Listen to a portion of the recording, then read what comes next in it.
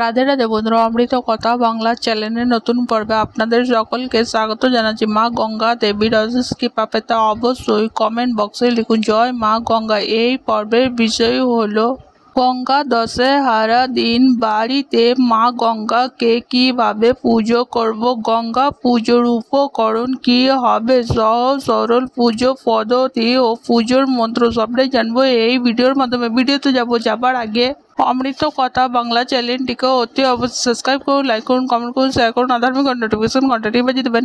গঙ্গা দশেহারা বা গঙ্গা দশেরা দিনটি প্রবল তাৎপর্য রয়েছে। শুধু ধর্মীয় তাৎপর্য নয়, দশেহারার এই উৎসবটি সাংস্কৃতিক তাৎপর্য কম নয়। দেশ জুড়ে এই দিনটি পালিত হয়। এই দিন গঙ্গা পুজো করা হয়ে থাকে প্রতি বছর। এই গঙ্গা দশেহারা তিথিটি জ্যৈষ্ঠ মাসের শুক্ল দশমী তিথিতে পড়ে।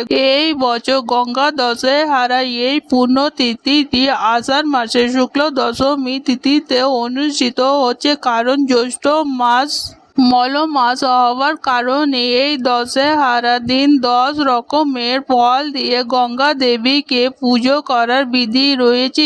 এই দিন গঙ্গায় স্নান করে গঙ্গা দেবীকে 10টি ফুল 10টি ফল প্রদীপ দিয়ে পুজো করার কথা বলা হয়েছে। দেবী যাতে কর্মফল হরণ করে এবং মুক্তি ফল প্রদান করে, তাই এই ফল দান বিধি রয়েছে। এই দিন মা মনসার পুজো করা হয়। কলি যুগে যদি কোনো পরম তীর্থস্থান থাকে তাহলে হলো গঙ্গা। গঙ্গা স্নান অত্যন্ত পবিত্র কাজ বলে মনে করা হয়। এই দিন যদি কোনোভাবে গঙ্গা স্নান করা হয় তাহলে 10 জন্মের পাপ ক্ষয় হয়। গঙ্গা দশেহারা দিন বাড়িতে মহাদেবের পুজো অবশ্যই করুন। দশেহারা দিন গঙ্গা স্নান অবশ্যই করুন। যদি আশেপাশে গঙ্গা নদী না থাকে তাহলে জলাশয়ে স্নান করতে পারেন অথবা বাড়ির জলে গঙ্গা জল মিশিয়ে স্নান করতে পারেন। এই নিয়মে স্নান করার আগে জলের ওপরে তর্জনীর মাধ্যমে ত্রিকোণ আঁকুন এবং ইষ্টদেবকে স্মরণ করে স্নান করুন। এই ক্রিয়া আপনি বাড়িতেও করতে পারেন। এই দিন গঙ্গা দেবীকে 10টি ফুল 10টি ফল এবং 10টি মাটির প্রদীপ সহকারে পুজো করুন। এই দিন পুজোর শেষে ব্রাহ্মণকে কিছু জিনিস দান করতে পারেন। এই দিন কোনো রকম বাজে কাজ, মিথ্যা কথা বা কারণ অনিষ্ট চিন্তা করবেন না এবং কিছু জিনিস দান করবেন। এই দিন দান করার বিশেষত মাহাত্ম্য রয়েছে। বাড়িতে সহজ সরলভাবে গঙ্গা দশেহারা পুজো পদ্ধতি। গঙ্গা দশেহারা পুজোর জন্য কি কি জিনিস লাগবে একটি বড় পাত্র, লাল আসল গঙ্গার জল, আতপ চাল, হলুদ গুঁড়ো, শাখা পলা, সিঁদুর, আলতা, ঘট, 10টি মাটির প্রদীপ, 10টি ফল 10টি ফুল, 10 রকমের মিষ্টি, আম পাতা, কালো তিল, লাল সুতো, পান পাতা, সুপুরি, আরতি দ্রব্য, দক্ষিণা। গঙ্গা দশেহারা দিন সকাল সকাল ঘুম থেকে উঠে ঘর বাড়ি ভালো করে পরিষ্কার করে নেবার পর গঙ্গায় গিয়ে স্নান করতে হবে। এরপর শুদ্ধ বস্ত্র পরে ভগবান সূর্যদেবের পুজো করুন। এরপর ঠাকুর ঘর ভালো করে পরিষ্কার করে নেবার পর ঠাকুর ঘরের উত্তর দিকে বা পূর্ব দিকে কাঠের চৌকি পেতে চৌকির ওপর গঙ্গা জল চড়িয়ে একটি বিশেষ আলপনা আঁকতে হবে। আলপনাটি আতপ চাল ও হলুদ গুঁড়ো মিশিয়ে আঁকতে হবে। আতপ চালের মধ্যে হলুদ গুঁড়ো মিশিয়ে নেবার পর এই মিশ্রণটি দিয়ে একটি অষ্টদল পদ্ম ফুল তৈরি করতে হবে। চৌকির ওপর একটি বড় গোলাকার তৈরি করতে হবে। এর ওপর 8টি পাপড়ি তৈরি করে নিতে হবে। একটিতে অষ্টদল পদ্ম ফুল বলা হয়ে থাকে।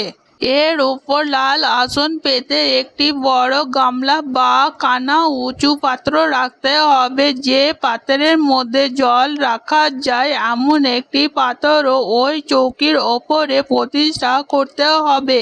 জল রাখার গামলাটি অতি অবশ্যই নতুন হতে হবে। এরপর ওই চৌকির ওপরে শিবলিঙ্গ প্রতিষ্ঠা করতে হবে এবং শ্রী গণেশের একটি মূর্তি বা ছবি প্রতিষ্ঠা করতে হবে। এরপর একটি থালায় শাঁখা, পলা, আলতা, সিঁদুর, লাল সুতো সাজিয়ে রাখতে হবে।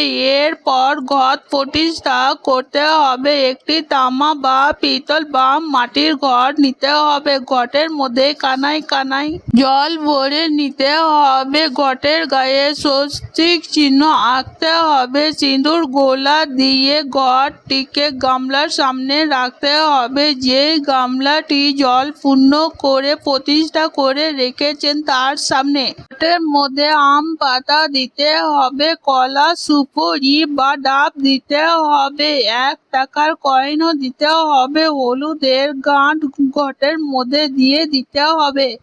এরপর ঘটটিকে ঘটের ওপরে গামছা দিয়ে চাপা দিতে হবে এবং চাঁদ মালা পরিয়ে দিতে হবে। ঘটটিকে একটি ফুলের মালা পরিয়ে দেবেন। এরপর ধূপ ধুনো জ্বালিয়ে পুজোতে বসবেন। যিনি পুজো করবেন তিনি আসনে বসবেন, মাথায় গঙ্গা জল ছিটিয়ে নেবেন। এরপর হাতে ফুল নিয়ে সবার প্রথমে শ্রী গণেশের পুজো করতে হবে। হাতে লাল ফুল, লাল চন্দন, বেল পাতা নিয়ে ওম শ্রী গণেশায় নমঃ বক্রতুণ্ড মহাকায় সূর্যকোটি সমপ্রভঃ নির্বিঘ্নম কুরু মে দেবা সর্বকার্যেষু সর্বদা এই মন্ত্রটি বলে ভগবান গণেশের পুজো করতে হবে। পুজো সম্পূর্ণ হলে এরপর দেবাদিদেব মহাদেবের পুজো করতে হবে। শিব বাবার মাথায় বেল পাতা ও গঙ্গার জল অর্পণ করতে হবে, ফুল অর্পণ করতে হবে। এরপর হাতে ফুল, চন্দন, লাল সুতো, কালো তিল নিয়ে এই মন্ত্রটি বলে গঙ্গা জলে অর্থাৎ যে পাত্রে গঙ্গা জল রেখেছেন সেই পাত্রটি দিতে হবে মন্ত্র যথা ওম নমো ভগবতে গঙ্গা দৈব নমঃ। এই মন্ত্রটি বলে গঙ্গা জলে ওই জিনিসগুলি দিয়ে দিতে হবে। পুনরায় আবার ফুল চন্দন নিয়ে গঙ্গা দেবীকে পুষ্পাঞ্জলি অর্পণ করতে হবে। 3 বার মন্ত্রটি বলবেন। ওম গঙ্গা ওই শিবায়া ওম নারায়ণী নমো নমঃ। এই মন্ত্রটি 3 বার বলে পুষ্পাঞ্জলি অর্পণ করতে হবে। ঘটে ফুল দিতে হবে। এরপর 10 রকমের ফল ওই জলের মধ্যে ছেড়ে দিতে হবে। 10টি প্রদীপ ওই জলের মধ্যে ভাসাতে হবে। যদি আপনি 10টি প্রদীপ জলের মধ্যে না দিতে পারেন তাহলে একটি বড় প্রদীপ নিতে হবে। এই বড় প্রদীপের মধ্যে ঘি অথবা সরষের তেল ভরে দিতে হবে। এরপর সলতে দিয়ে জলে সেই প্রদীপের মধ্যে চাল ফুল দিয়ে ওই প্রদীপটি গঙ্গা জল অর্থাৎ যে পাত্রে গঙ্গা জল রেখেছেন সেই পাত্রতে ভাসিয়ে দিতে হবে। যেই 10টি ফুল নিয়ে এসেছেন সেই 10টি ফুল অর্পণ করবেন। এই 10টি ফুল জলের মধ্যে দিয়ে দিতে হবে। এরপর হাত জোড় করে গঙ্গা দেবীর প্রণাম মন্ত্র বলতে হবে। সদ্য পাতক সহম মন্ত্রী সদ্য দুঃখ বিনাশিনী সুখে দে মুখে দে গঙ্গে গঙ্গৈ পরমাঙ্গতিং।